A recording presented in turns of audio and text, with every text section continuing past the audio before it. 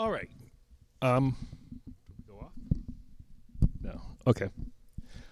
This is Black History Month, and I've got a Black History moment for you.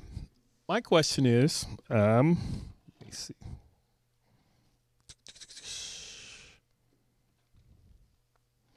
Get the lady's name right. How many of you here know who Claudette Colvin is? Colvin. Raise your hand.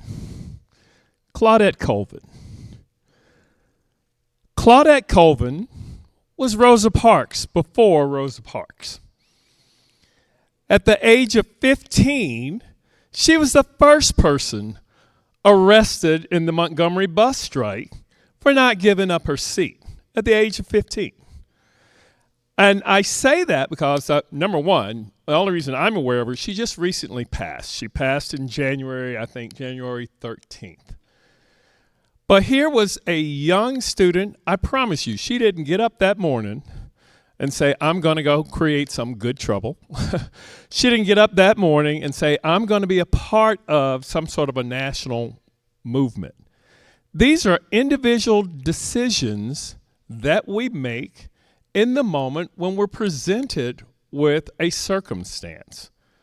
And you may get credit for it, like Rosa Parks did, and become a nationally recognized figure. Or you may be essentially forgotten by time. She was arrested 9 months before Rosa Parks got arrested for the exact same thing. I say that because for all of us in this room, it's about standing on principle, doing what's right, whether you're recognized for it or not. We've been talking for a year that says we are now approaching the season when we get our lick back. We are now in the season where we are getting a second opportunity to go to the polls and have a do-over, and hopefully this time get it right and encourage our neighbors to get it right. It may be an insignificant moment, or it may be a launch point to something even bigger. It doesn't matter. It's our time to stand up and fight for what we disagree with going on in our nation right now. I know a lot of us were incensed at a recent video that our poor commander-in-chief saw fit to spread. That's absolutely nuts. As a chair of this party, I wouldn't do something like that. When you're in leadership, you're just there's more expected of you than what we're seeing demonstrated right now. We can be shocked, we can be mad, but what we really need to do is vote. And we need to get others to go out and vote. It is that serious. We've been talking now for a year about each one reach one, right? And I'm telling you, I'm not asking you to go running up to anybody that's MAGA aligned and bless them in a way that converts them. I'm asking you to talk to the people who already know you and trust what you say and are open to your leadership that says, we can't sit this one out. We've got to make our ways to the polls. So in that spirit, this next part of what we're going to do is just a continuation of the training that we've been talking about. I'm going to ask you all at your tables to consider two things. When you've got that person in your sphere of influence that you want to talk to, what are some of the topics? I don't need a whole list from your table. I need one or two that you would say, this is how I would approach this person or a person. This is something that I would talk about. And then at the table, I want you to talk about what you would expect as pushback and how you would go about addressing that. It may be the video. It may be the ICE situation that I was just describing. It may be affordability. I don't care what it is. This is an opportunity for you to sit there and talk amongst yourselves and say, well, what's something that I would want to reach out and talk to someone about, and how would I go about doing that? We're going to take about 20 minutes for you to do that amongst your tables. Then I'm going to ask a couple of or a few of you to stand up and share with what you had at the table. And we're going to do it in the context of talking about a group that says, okay, here is an issue, here's an approach. What could we do differently or what could we do better? The whole goal of this is I want to further empower you to be able to have constructive conversations with the persons within your sphere of influence that we need to encourage to get out to the polls and vote. Everybody understand what the assignment is? All right, 20 minutes.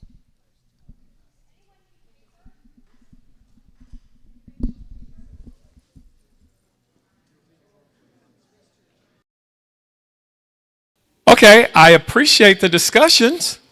Sounds like pretty active discussions going on. Any volunteers to share what you saw at your table? All right. Okay. Can you hear me? All right. We decided that affordability was probably the best way for timid people to start this conversation with those that are not so timid by emphasizing two things: that we agree on lowering the national tax because it's a fairer distribution for health care costs and what was the other? Groceries. Groceries, yes. Okay. And the other... Groceries are the sort of entry-level topic because everybody knows about that. But then you can also raise the issue of costs for medical care and drugs, which have gone up as coverage for health issues has gone down. And I think a lot of people aren't so much aware of that, but they would be very concerned if you brought that subject up. All right, so those were our two ways to enter the discussion. All right, so now I've got some follow-up questions with you. All right, so if affordability is the issue, and how do you connect that then to voting? And where I'm getting at is, if we agree that something needs to change, who will change it? We expect that our elected officials are going to change it, right? Who's not changing it right now? Our elected officials, right? So who then should hold our elected officials accountable? We should do that, right? And how do we do that? With our vote. That's the kind of conversation I'm saying we should have with you. I'm not telling you who and how to vote. I'm asking you some questions. We agree that this is a problem and that somebody ought to do something about it. Well, who is that somebody? The people we elected ought to be the ones that are going to do something about it. Well, why aren't they? And what do we do about it? Well, I think part of our point was that you got to try to find some common ground with people to begin to engage them. Otherwise, they're not going to listen to you or have anything to do with you. So trying to find an issue that is pretty broad and that's affecting most of the people, and then listening, what are their concerns about those issues, and then being able to say, well, let's look at this, this, and this. Very important points. Common ground. And then again, who are we talking to? I'm not asking you to go up to a person that's 100% in the MAGA camp. I'm asking you to talk to the people that are already around you, that know you and trust your judgment. They wouldn't be around you if they didn't like you or trust your judgment in the first place. So it's just about having that conversation. I go back to a couple of meetings ago when the gentleman here was talking, and he and I were going back and forth in the discussion. Notice we weren't yelling at each other. We weren't shouting slogans at each other. You've got to hear where they're coming from and be able to acknowledge, okay, but now let's walk that through and see what happens next. That's the way you're going to get people to change. That takes time. That takes time. The reason we've been talking about doing this now and doing it consistently is you're going to have to come back to that a couple of times before there's actually a realization and change comes with that. I recently had an experience where a friend of mine in California, now we fell out over something that he said in regards to Trump. I would never end a friendship over politics, but I would over morals. And it took almost a year, but I finally got a phone call, and it wasn't an "I told you so" moment or anything else. And in the course of that call, he was like, "You know what? I apologize for what happened. I had some other stresses going on in my life at that time, and I was wrong, and I see it." That was a whole year. So again, this is not, we think when it comes campaign season that we can make a phone call, people will take the call and be like, aha, I agree, and it doesn't work that way. It is so important that we do the each one reach one now and start those conversations and keep reinforcing them to see the change that we want. What about this statement?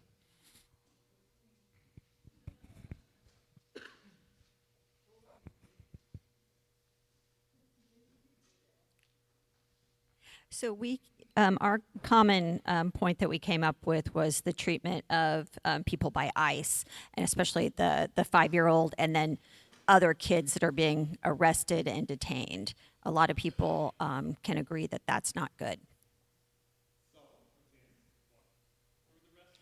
Yeah, that's all the farther we got. But that same common ground, and then kind of, well, what can be done about it? Well, change the powers that be. How do we do that? Because then the other thing that we talked about was, like you said, it's not about changing. We kind of focused on it's not about changing people who have kind of extreme MAGA views, but our neighbors and people we know, and in Greenwood, just getting other Democrats involved enough that they will show up at the polls. It's important that we connect the dots.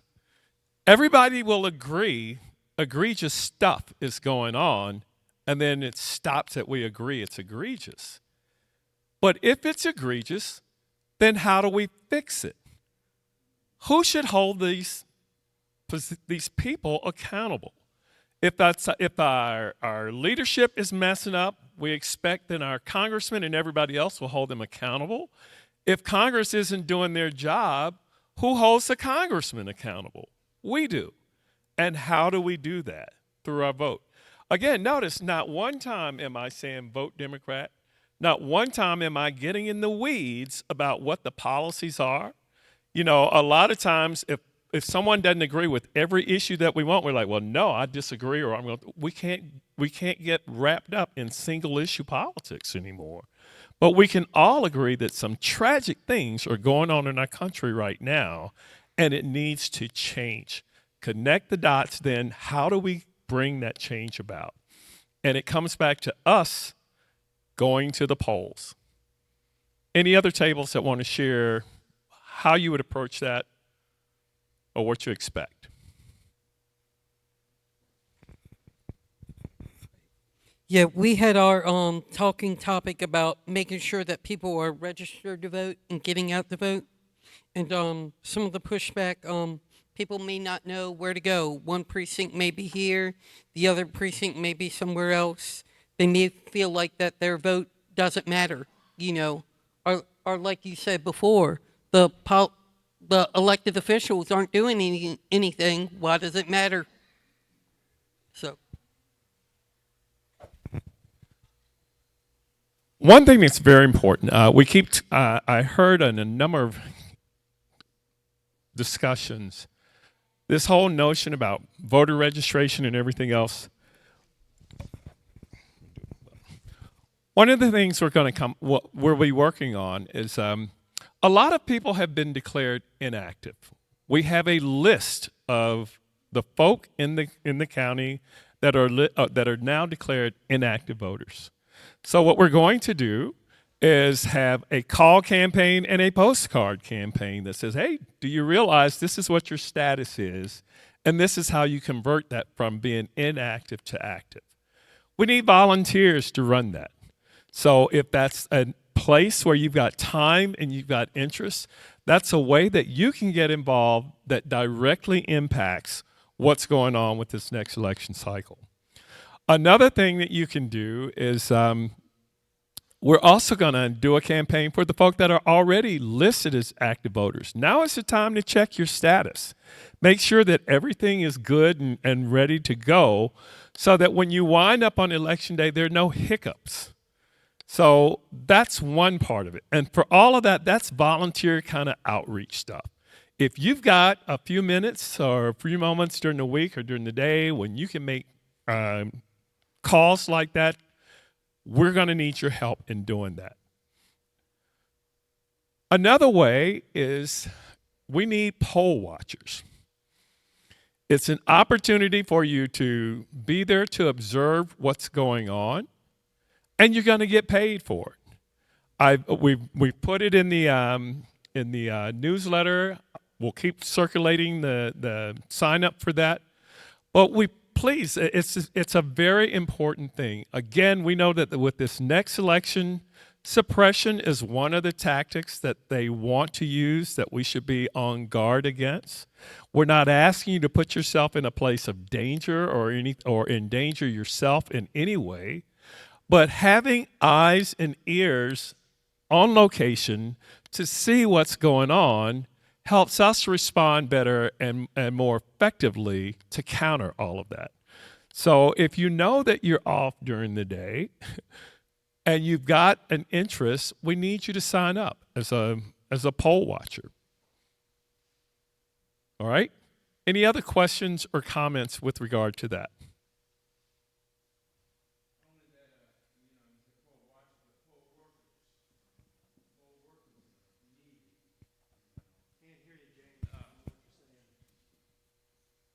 Saying that not just poll watchers, but poll workers are needed to work and to serve. We at our table we talked about communication, and was one of the issues here. And I brought up the fact that 4 or 5 years ago we started a group here called the Racial Justice League. What was good about that is that we met, I think it was twice a month.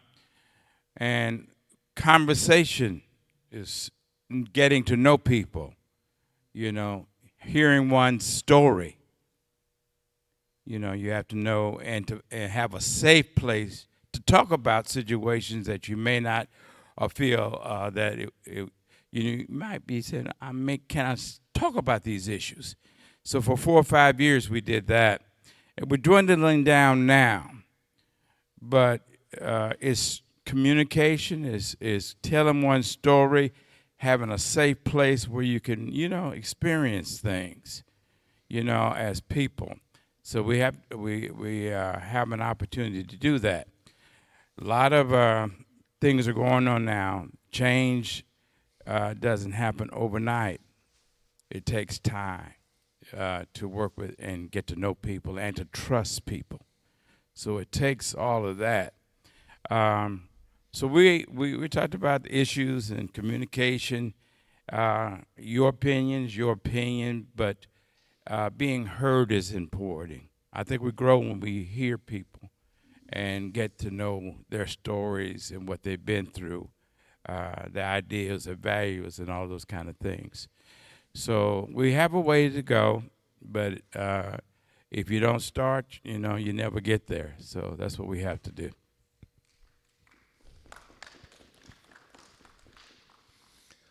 All right, so what you guys have been participating in, just so you know, is sales training. That was my background. I've been trying to push this a little more quiet, so you don't go, sales training, turn off. But that's really it. And it's talking about ways in which we can effectively talk with others and persuade them to do some of the things we need them to do. You have no idea of the power that you have if you actually speak up and engage the people that already trust you. You have no idea how that little bit combined with her little bit and his little bit and everybody else's little bit can change this election. So again, I encourage you, look around you, look for opportunities amongst the people that already know and trust you to engage them and say, we've got to do something about that.